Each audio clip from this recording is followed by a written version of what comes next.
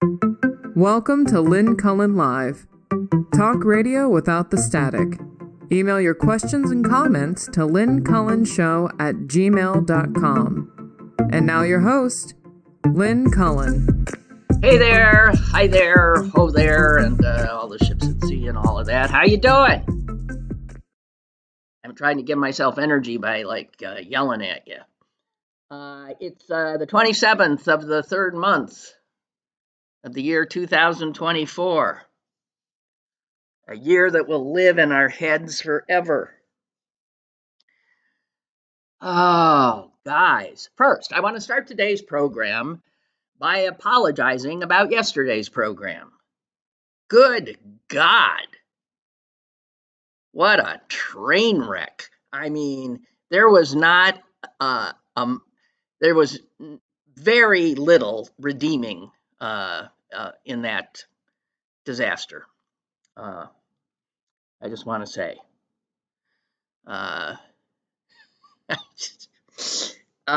Anyway, whatever technological difficulty was occurring yesterday, believe me, the show, other content things were also not up to standard, but the technological stuff is not really quite fixed, and I want to tell you that Kevin, the guy who taught me everything I know, and the guy who used to, run this thing, he came over yesterday and spent just over an hour trying to puzzle out what the hell was going on. And there is something askew, and he was unable to fix it. So here I am, we're on, but something ain't quite right with what allows calls. So it's just not working up to speed. It is, I would say, untrustworthy. So I'm actually rethinking having my guest on tomorrow. How embarrassing if you ask somebody to be on a show and then you can't get them on. So I'm not sure whether I'm doing the show tomorrow at 10 or at noon our time. It'll be noon if I go ahead and try to have her on, and 10 if we reschedule or something, whatever. Just getting all that out of the way. But seriously, apologies for that train wreck. I'm being told by some of you that you like train wrecks. Well, there's no doubt about it. I've always said I enjoy working live. I've done most of what I've done in my career is live, unscripted, live on television and on radio. And yeah, it is not for the faint of heart, or it is not for people who cannot bear the idea of embarrassing themselves publicly, because that goes with the territory.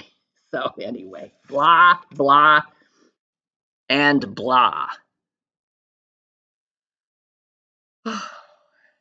Forgive me for sighing in your ears.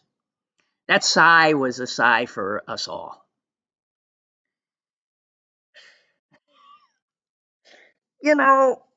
Seriously, you don't know where to start anymore. The world has gone mad today and was mad today and what is that? Cole Porter, yeah. And most guys today that women prize today are just silly gigolos. So though I'm not a gay romancer, I know that you're bound to answer when I propose. Anything goes. They don't make music like that anymore. Okay, guys. Have you seen? Okay, because I'm avoiding reality. Okay, this is still reality. I get into March Madness stuff. Have you seen the center for for Duke, they made the Sweet 16? Have you seen him? I mean, it's bizarre because I don't know. I guess there might be people that tall in the NBA. He's 7'4". And when he's on the court, to say he sticks out is and he's on the court with a bunch of very tall other humans.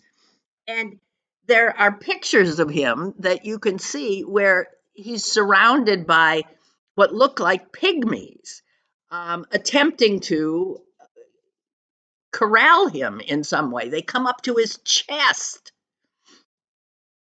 And, it ends up making, I mean, I don't, can he just walk up to the basket and drop it in?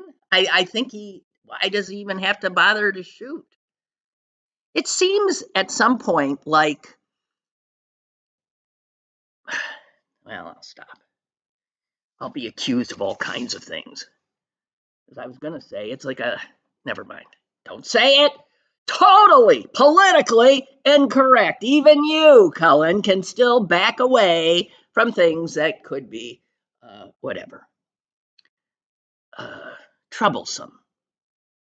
So, Ronna McDaniel, who had the shorter tenure? You remember the guy who was he press secretary for who for about 2 seconds? His name was like Scaramucci or something. You remember him? I'm having this vague, in the clown car lunacy circus that we've been living in ever since that SOB came down his golden escalator. You forget things because the show just, careens from one place to the next, and we along with it. But wasn't there a guy named sort of Scaramucci or something? He was press secretary for like 2 hours. And then Ronna McDaniel, man. So she was a paid contributor to NBC News for, well, I think it was a little over 72 hours. Good for her. And of course, now she gets to sue and try to take him for a lot of money, breach of contract and such. Who cares? All the hand wringing about it that I see online about what are the networks supposed to do to not aid and abet criminals, which would be a number of Republicans, and yet appear to give both sides in a presidential election year. Who do you have representing on your air the Trump campaign? And if you look at who's available, it's one lunatic after another. Spouters of nothing but lies, because that's what you have to do. And a news operation, really cannot give that kind of position and space to somebody who's literally going to traffic in crazy. But what do they do when crazy is the brand? And if you get a Republican who's not full on Trump, then you're not getting a Republican who represents the nominee of the Republican Party. And the fact is, Ronna McDaniel was an aider and abetter of the attempt to overturn the election. And the idea that a network would put her,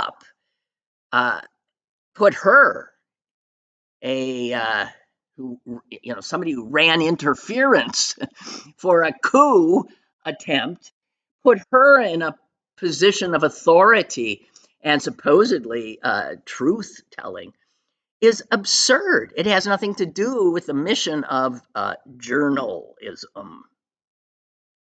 So I understand that the suits at the networks and news operations in general are uncomfortable because the old way of doing things, when you had two parties that were both filled with mostly honorable people who believed in the grand experiment of American democracy,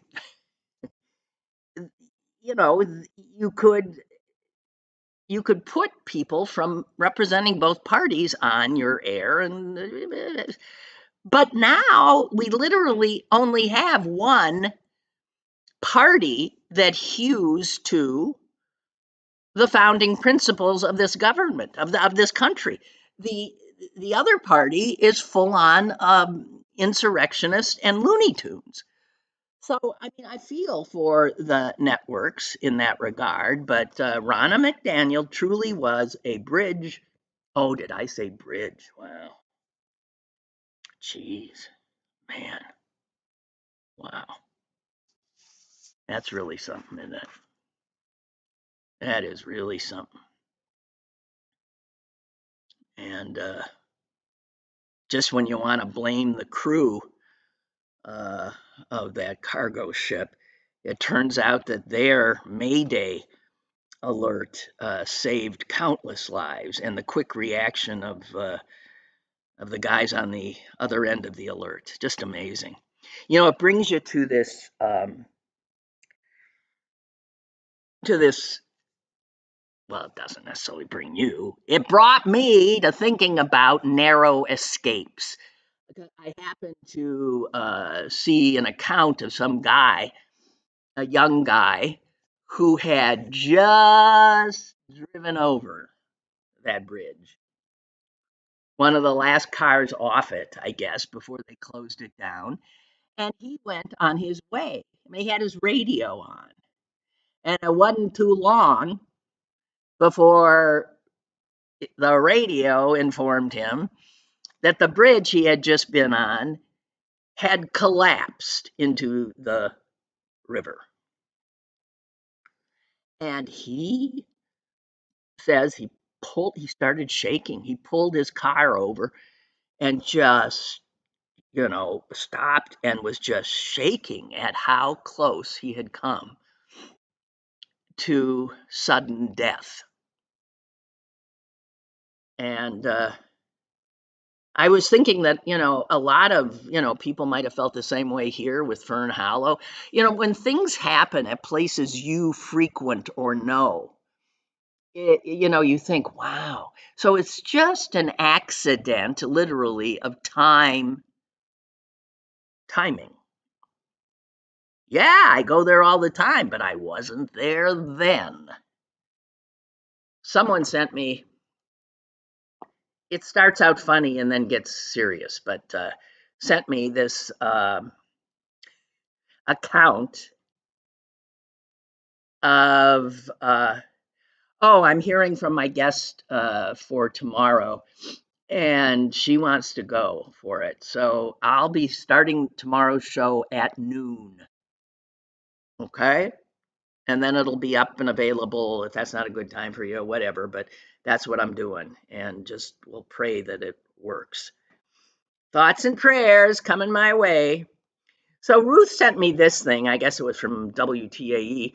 It was about a crime that happened at a local gas station. And as I'm reading it, I think, I was just at that gas station yesterday. I was. Same thing. I could have been there when this incredible assault occurred. So it's a Sunoco station in Oakland. And the melee started. It starts funny because some guy, it's one of those gas stations that has a little shop attached to it with food you shouldn't eat in it. Although they've got like bananas. And in fact, that's where the story sort of starts, because according to the police, a customer at that Sunoco in Oakland, for some reason, threw a banana at one of the employees. The employee, the report goes on to say, then threw the banana back. I don't know if he caught it in midair. I don't know. There might have been a great catch. And anyway, these two start throwing, I guess, bananas at each other. And then before you know it, bananas are flying through the air. The customer on one side, employees, now plural, on the other. It was a total, banana melee at the Sunoco. I wish I had been there for that, but one of the employees uh, sort of moved things up a notch. He had a piece of PVC pipe behind the counter, and holding that, he chased the banana thrower out and into the parking lot, where he hit the guy in the head a number of times. Let's just say the thing I'm looking at says that he's in critical condition. So the banana throwing ends with potentially a death. I don't know. But again, I was thinking in terms of this being, one of those things where you think, wow, I was just there. Think of the few people who missed one of those airplanes on 9/11. Wow. Jeez. There was a fatal shooting at an intersection in East Liberty that I drive through constantly. And that was in broad daylight. I'm thinking, geez, you could have been sitting there and seen that. And I'm glad I wasn't.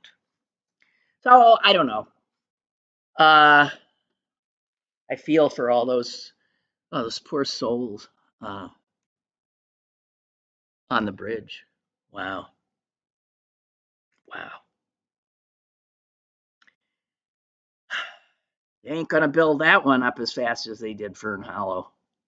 I don't think, but maybe they will. Maybe they will. They can certainly get the port open. Uh, I would imagine relatively quickly. You just don't know what's going to happen from moment to moment. Let's get to I'm going to get to the Supreme Court. First of all, it appears that from questioning asked of the folks arguing in front of him yesterday about making the very safe abortion pill, mifepristone, to make it, unavailable.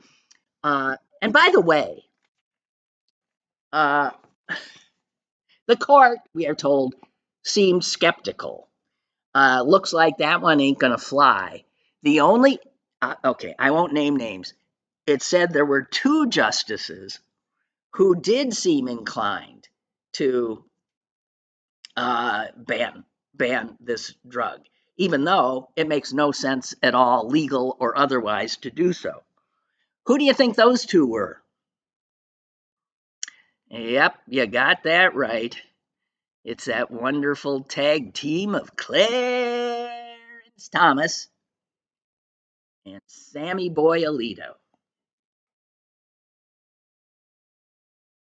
The women on the court, by the way, were making some of the men on the court squirm yesterday, because the women, knowing how women's bodies work, were asking very specific questions and talking about menstrual flow, and talking about D&Cs, and talking about vaginas and pelvises and pelvis. But they were, and not blushing. I can just see the men sort of like. But it also underscores what happens when you have women in these institutions. Also, all the people arguing for the case and against it were all women. Um, Good God. Okay, sorry. I was trying to read something that made no sense to me. Um, I I have been building up a big rant, and I'm not up to it yet. It ain't coming your way yet. But anyone who's listened to me for any length of time knows I don't gamble. I hate gambling.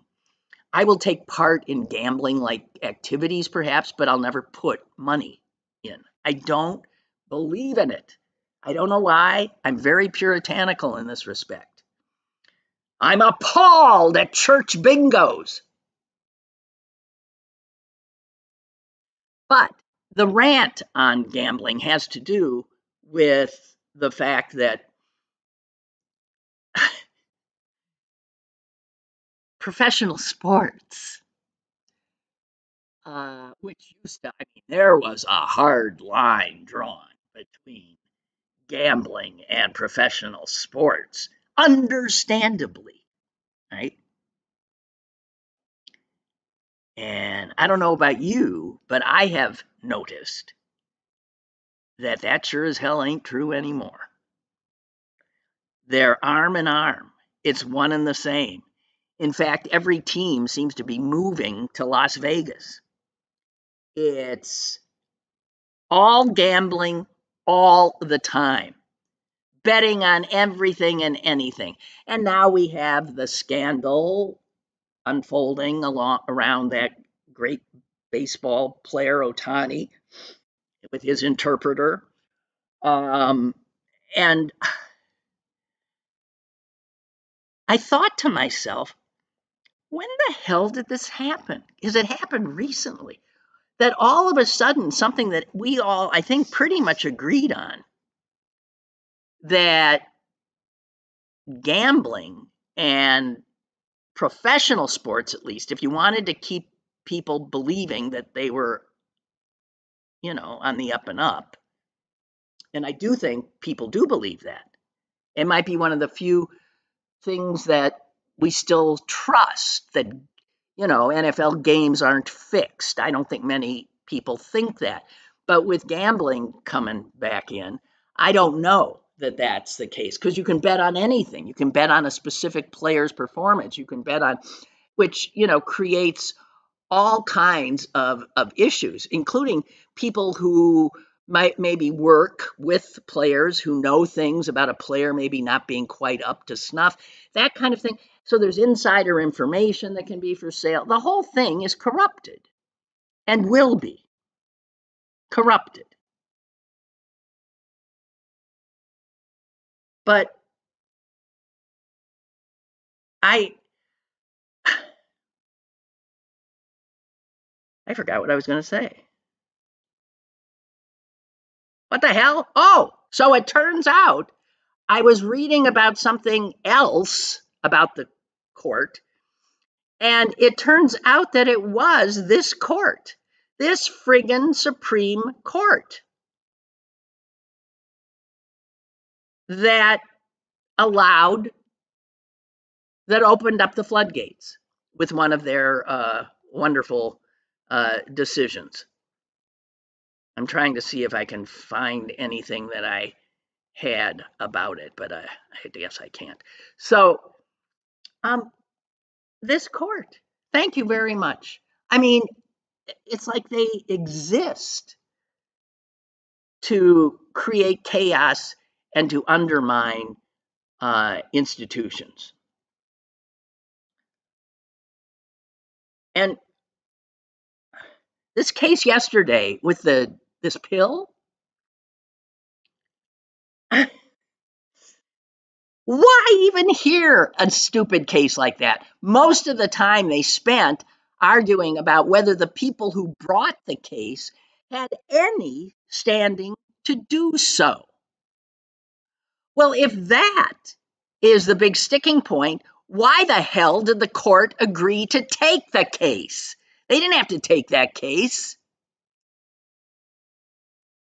Jesus.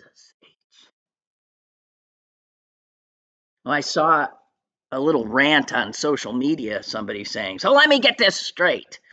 The Supreme Court has time to hear a case, where a bunch of doctors who have never had to perform a procedure might possibly have to hypothetically maybe perform it in the 0.0000027% chance that they find themselves in a situation where a procedure has to be done and the only one around is this poor like dentist who's got to do it, but they don't. And this is the case they took.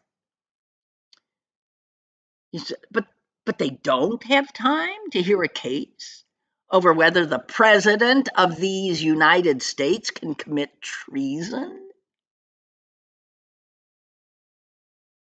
Yeah, this court is mind-blowing. Mind-blowing.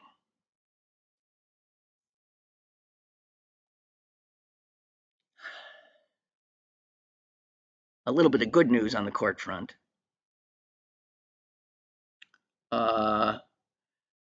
That 3-judge panel, the U.S. Court of Appeals, I think that sits in New Orleans. Anyway, it's a conservative. That is a reliably conservative 3-judge panel. Yesterday, astonishingly, they 2-1 ruled against Texas's absurd, clearly unconstitutional law allowing Texas to arrest and deport migrants. Now that baby, as you know, has been bouncing all over Kingdom Come, even bounced into that wonderful Supreme Court. The Supreme Court, punted it. Amazing. It's totally unconstitutional. Punted it. And back it went to this court, and this court, which is highly conservative, sided 2-1 with the Biden administration. And the Biden administration was arguing what even I could argue, that this law so clearly violates the U.S. Constitution, not to mention, hundreds of years of legal precedent. Good God. So for now, this will still end up in front of the Supreme Court. For now, Texas cannot implement that law. Jesus.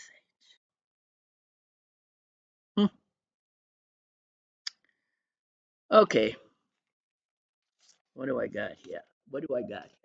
I'm just looking. Speaking of, I found this interesting.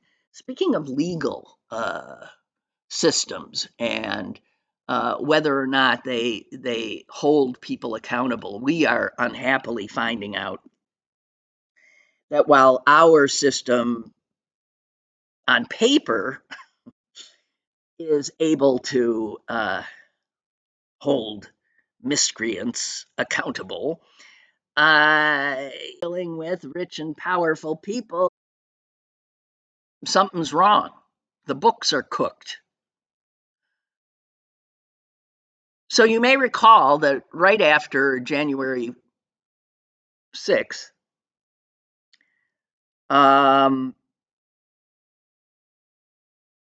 there was a similar coup attempt in Brazil. And Brazil at the time was governed by a Trump clone, an idiot named Bolsonaro. Remembering this? Yeah. So Bolsonaro / Trump, same thing. His people go into the legislative chambers, blah blah blah blah blah. It didn't work. A lot of people got arrested. A lot of people there too have been going through the legal system and yada yada yada. But Bolsonaro is looking like he's going to have to pay the piper. They've taken his passport because he ran once before. He ran to Florida, right? So they're taking his passport. They've arrested some of his former aides, and the accusation is that they had plotted a coup after Bolsonaro came up short in their presidential election. It was exactly a carbon copy what happened here. So you see Brazil's justice system seemingly able to get after Bolsonaro.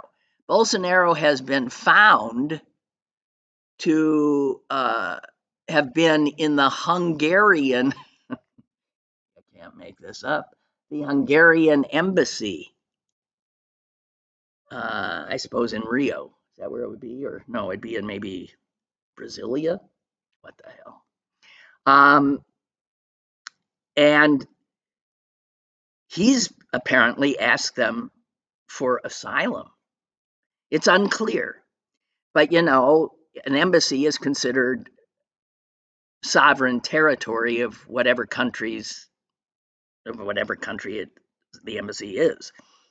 So he could be in Brazil, but if he's in the Hungarian embassy, he could be free from getting unfreed. They can't arrest him there. So he's admitted he's been in talks with them. I don't know if he's whatever. Now think about why Hungary. Does the name Viktor Orban resonate?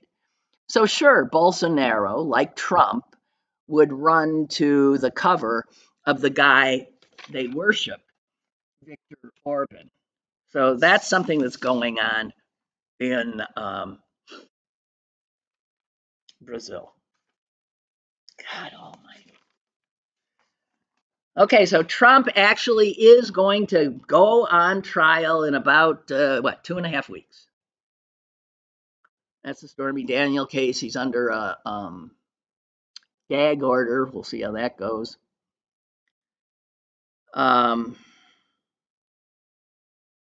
He's selling Bibles, in case you missed that. You can't make it up. I mean, we're beyond making it up. He's now got a Bible grift. Yeah. I mean, well, never mind. I sputter. I mean, what are you supposed? Whatever. So Trump, you can buy a Trump Bible for $59.99 plus shipping and handling. So you can buy a Trump Bible for over $60. And he's hawking this all over the place. And he says, religion and Christianity are the biggest things missing from this country. And I truly believe we need to bring them back. That's why our country's going haywire. We've lost religion in our country. Can you imagine? Just try to understand the depths of credulity that his base has to possess. His base that was buying up his stupid Truth Social stock yesterday. And they'll be buying up his Bibles and his golden shoes. Grifters, gotta grift. Boy.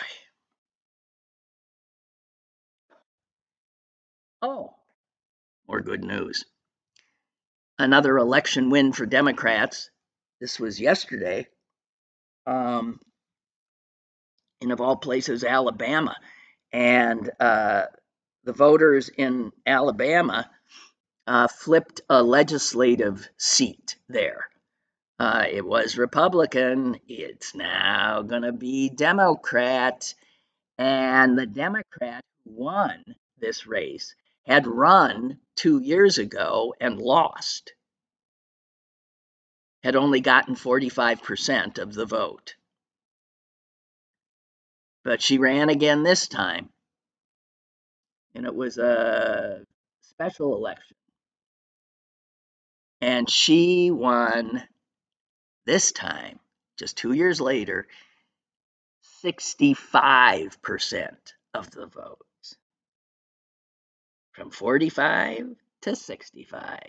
And lo and behold, that Republican seat in the Alabama legislature is now going to be held by a Democrat. Now, what the hell did that election turn on? It appears that she ran on the abortion issue more than any other issue. So there you have it. There again. I mean, what are the? It just the hits just keep on coming. So that is good news.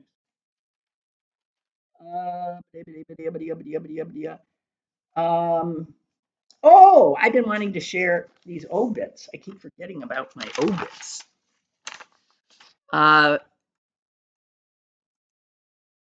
Hang on, just checking here, guys. You know, I got a lot of things I gotta check all the time. So this is a woman named Yvonne Barr.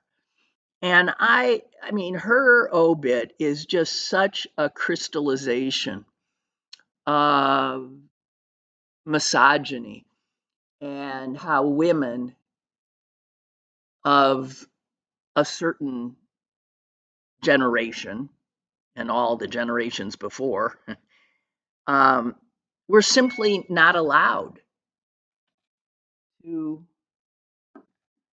hold jobs, to use their skills, whatever. I mean, it's, you know, the classic. I think my generation was the first. I think I uncomfortably found myself on sort of the cutting edge of that transition. You know, I was brought up to be a 1950s housewife. I was brought up to never consider a career. I was brought up to, yeah, be a wonderful wife to an incredible husband, and that was that. And I didn't question it. And I went off to college, and then I started the question. That's what happens, right? So, um, Yvonne Barr was born, I'm going to say she has to be, okay, 32. She was born 16 years before me. And she wasn't on the cutting edge of anything, but she was brilliant. And she was fascinated by chemistry. And she was essentially incredibly good at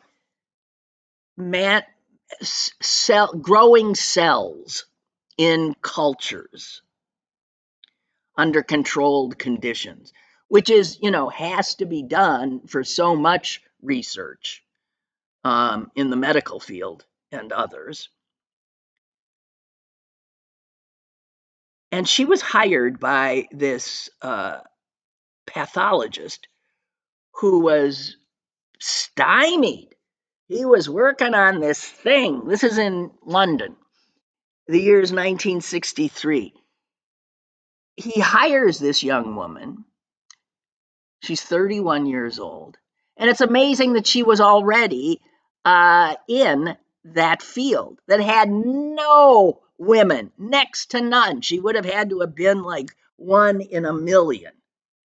But she was known for her superior laboratory skills. And, you know, I guess they overlooked the fact that she didn't have a penis because she sure had something else they wanted. And in she came. And she and Epstein, who hired her, would go on to make one of the 20th century's most significant scientific discoveries. The first virus linked to causing cancer in humans, which came to be known as the Epstein-Barr virus. What's amazing is she got credit. Epstein-Barr. She be the bar. So Epstein died last month, and oh man, news outlets all over the world had his obit, lauding him to the skies. And somebody somewhere said, well, what about the bar part? What happened to her? Oh, well, she died 8 years ago. Did she get an obit in the New York Times? No. Did she get an obit anywhere? Nah. Her home, newspaper in Australia where she had moved with her husband and where she was unable to find a job because she was a woman.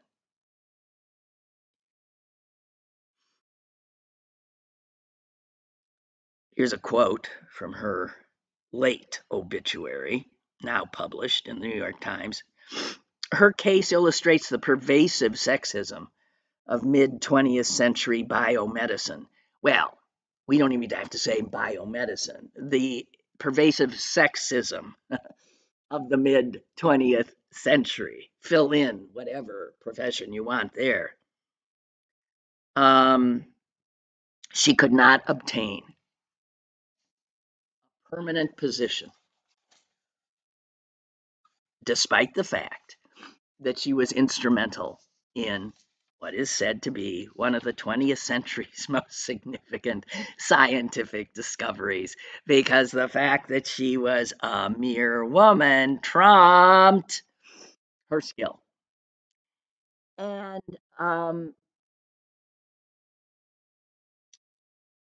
so she went to Australia with her husband, who was also a chemist. And she had 2 children. And she went back to school to get a degree in education so she could be a high school teacher.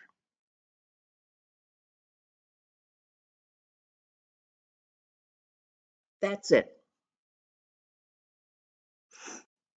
And then you wonder, like all of the skills, all of the brains that were never tapped, given a chance, and that goes on to this day. Incredible. It says here Epstein-Barr is also the cause of mononucleosis, which I did not know, and is strongly associated with Hodgkin's lymphoma. And this will freak you, an estimated 90% of us carry the virus. So there you go. Unbelievable. There was another obit that I guess I wanted to share just because it gave me information about. I've always been a Harry Belafonte fan, and his second wife died a few weeks ago. And he took a lot of heat when he married her because she was white. She doesn't look all that white. She's a Jew, and she's a dark-skinned Jew with long black hair. She could have passed, but her name was Julia Robinson, and she was a dancer.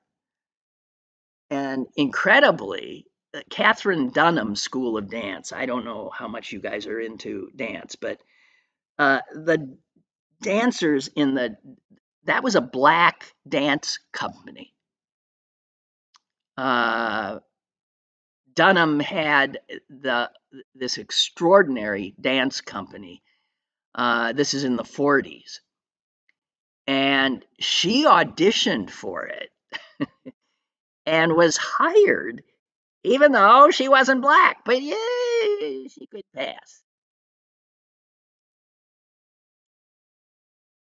And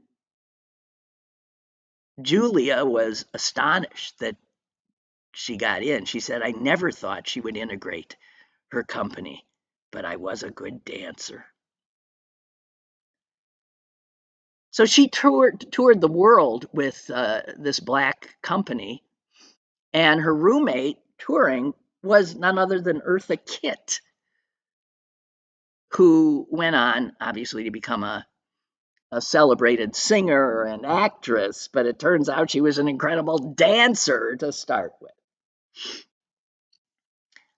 Julia went on to become a dance teacher, a choreographer, all kinds of things. She taught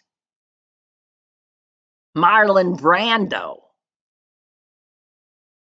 She taught Alvin Ailey, who I'm sure you know went on to form his own black dance troupe, an extraordinary dancer. And so she met Harry Belafonte on the set of a movie because she also transitioned into movies. And they were introduced by Marlon Brando because Brando and Belafonte were good buddies. In fact, she had dated Brando as well because she had toured with him in a production of A Streetcar Named Desire. But Belafonte, his first marriage was going down the tubes. It ended in divorce, and he turned pretty much right around and married her. And interracial marriage was not only uncommon at the time, this is 1957 America, it was illegal in about half of the states of the Union. And the fact that Belafonte had not only married a white woman, but had divorced a black woman before, did not make this news go over well in the black community. So he was getting it from all sides. And he was already a well known supporter of civil rights and an activist. And Ebony magazine allowed him to write an essay addressing this. And in part, he said, "I believe in integration and work for it with all my heart and soul. But I did not marry Julie Robinson to further the cause of integration. I married her because I was in love with her, and she married me because she was in love with me." Well, they worked together. They did the Selma to Montgomery March together. She is credited as telling the people in charge that the people of Selma, ordinary citizens, should be leading the march, and these so-called celebrities, she said, like us, we should be behind the people. And that's how it went down. She was married to him for 50 years, but that too ended in divorce after 50 years. Wow. Anyway, there's that.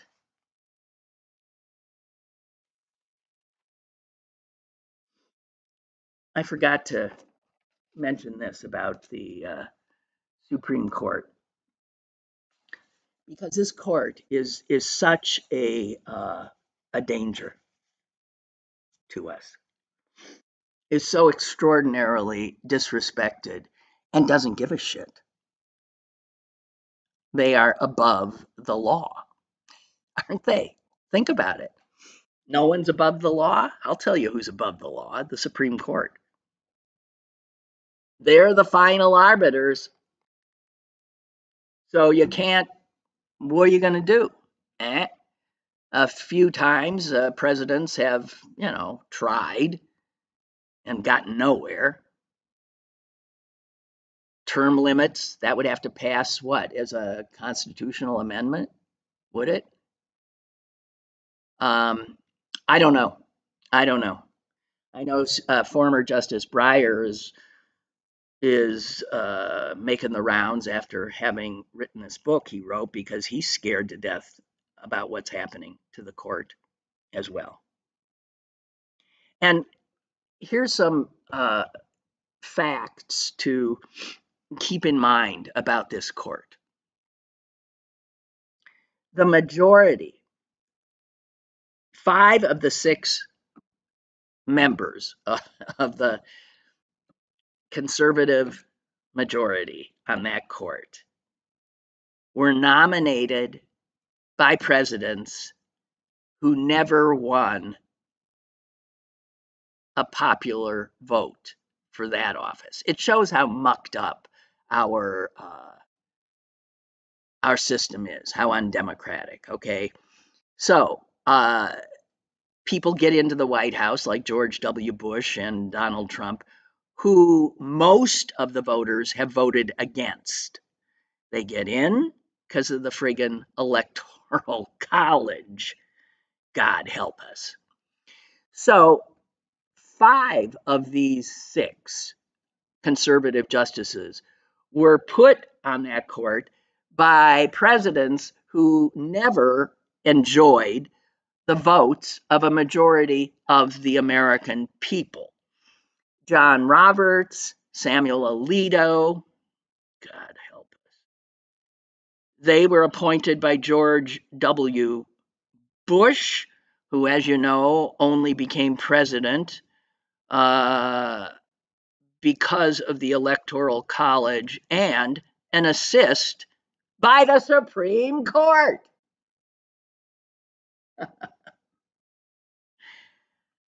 All right. And then you got Neil Gorsuch, God help us, Brett Kavanaugh, and Amy Coney Barrett. They're all there because of Donald Trump, who we know lost the national popular vote by more than 2 million ballots in 2016 and still goes to the White House.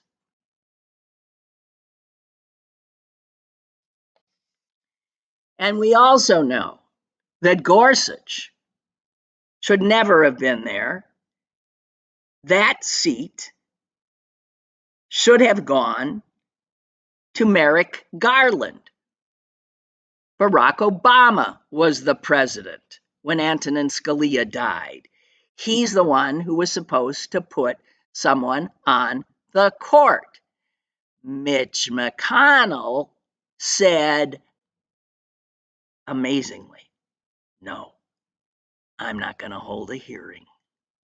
It was the first time in American history that the Senate had just ignored a president's nominee for the Supreme Court.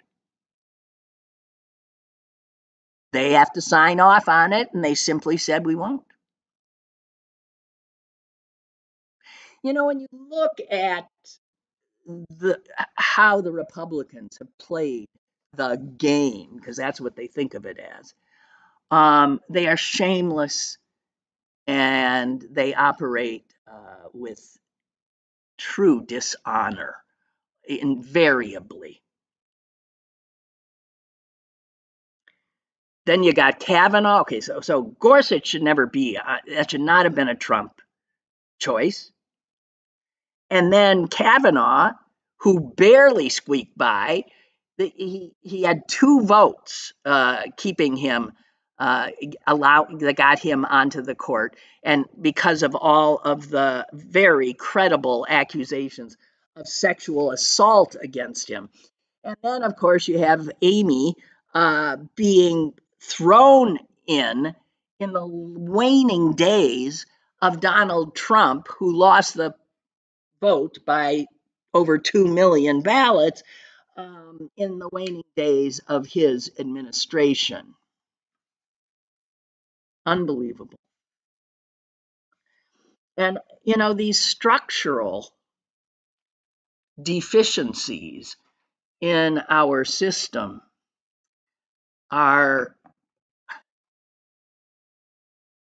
they're true impediments to us being the country that we could be.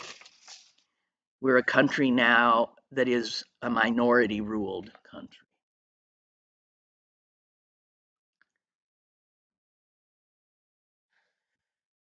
I gotta tell you guys, I saw something that I don't think has gotten a lot of attention. I just want to point out the anti-Semitism in the UK is off the charts.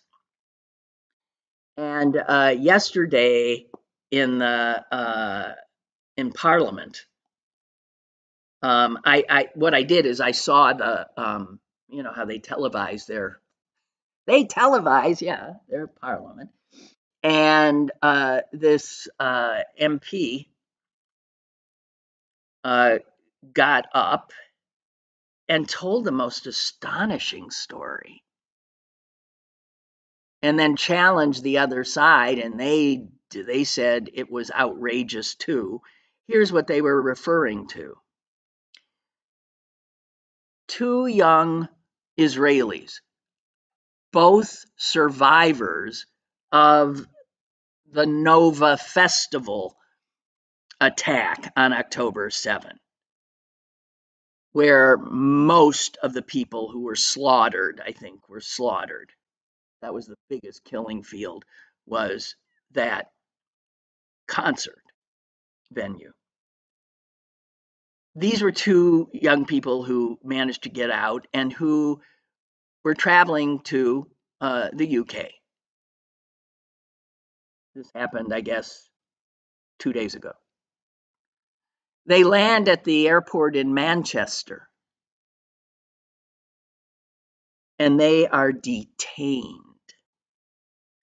They are detained because they're carrying Israeli passports, pariah nation passports, and they're pulled aside. And they are told by the folks guarding the border there, you will be detained until we make sure that you are not going to be doing in England what you people are doing in Gaza.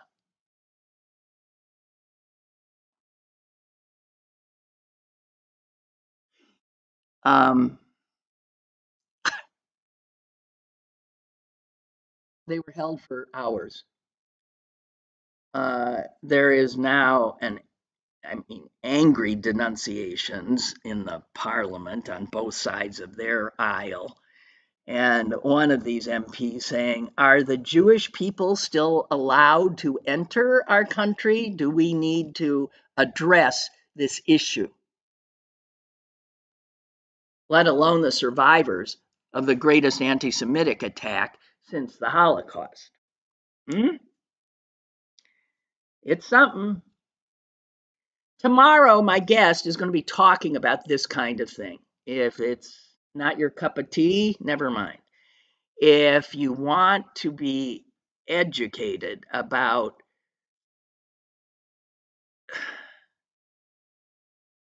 Israel by somebody who's just brilliant about it, you'll want to hear her. She is a person who puts out a what is that called? A blog, Substack. Her name is Alyssa Wald. You might want to check her out beforehand. And she's incredible. And unlike her, I get emotional and lose my cool totally, talking about this issue, as you might have noted. And I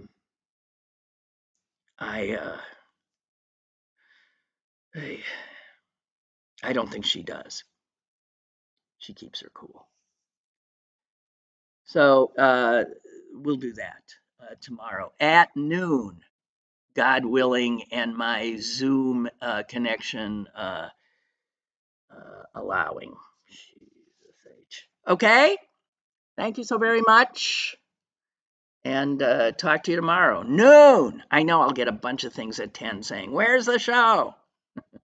It'll be 2 hours late tomorrow. That's all I can say. That's all I am saying. Just, and I'm trying to get myself out of here. I think I shall. Lynn Cullen Live, Monday through Thursday from 10 a.m. to 11 a.m. and archived at pghcitypaper.com. The opinions expressed on Lynn Cullen Live are those of the host and do not necessarily reflect the viewpoints of Pittsburgh City Paper or its advertisers.